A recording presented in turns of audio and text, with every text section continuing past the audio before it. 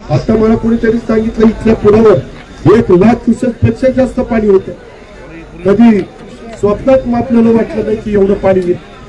धरणातलं पाणी आणि आपल्या प्री कॅचमेंट एरियातलं पाणी हे सगळंच पाणी उतारावर तिकडे आलं आणि म्हणून हे सगळं संकट उभं राहिलेलं आहे.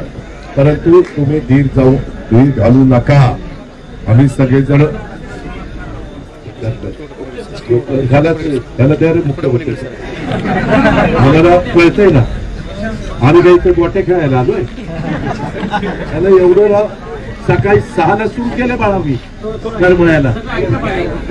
म्हणजे जे काम करत ना त्याचीच मारा.